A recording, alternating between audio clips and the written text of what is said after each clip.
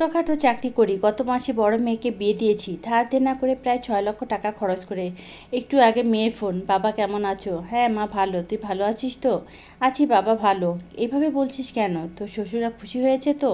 ওরা কিছু বলেনি, শাশুড়ি বলেছে বিয়েতে যে আসবাবপত্রগুলো দিয়েছে ওগুলো নাকি নিম্নমানের।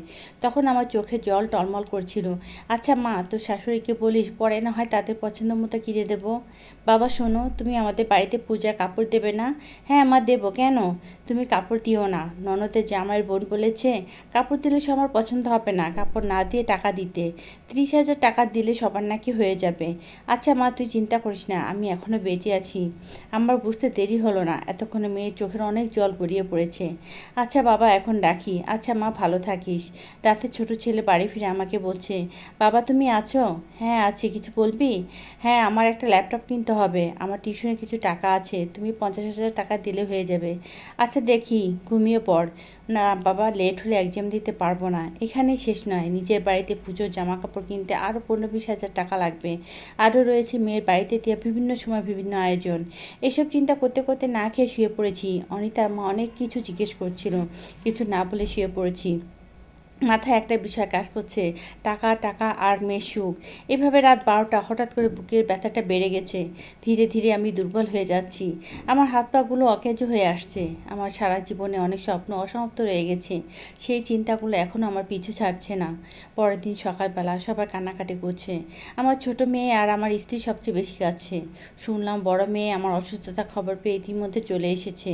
সবার দিকে চেয়ে থাকলাম, অনেক কিছু বলতে চাইছি কিন্তু কিছুই বলতে পারছি না। ঠিক 2 মিনিট পর আর কিছু জানি না, সব শেষ। এভাবে হারিয়ে যাচ্ছে অনেক বাবা, আর বাবা স্নেহ থেকে বঞ্চিত হচ্ছে শত শত ছেলে মেয়ে। হয়তো অনেকে এখনও জানে না তাদের বাবার মৃত্যুর রহস্য। এভাবে প্রতিনিয়ত আমরা হারাচ্ছি আমাদের প্রিয় বাবাদের।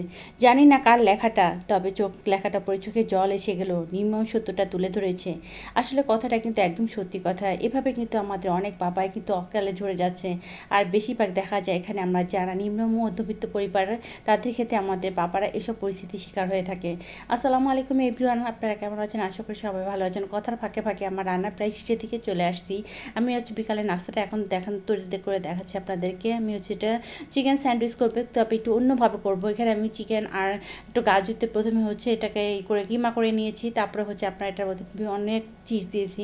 এটাতে যত বেশি আপনি চিজ দেবেন এটা কিন্তু খেতে ততই মজা হবে। তারপরে একটু সটে করে নিয়েছি।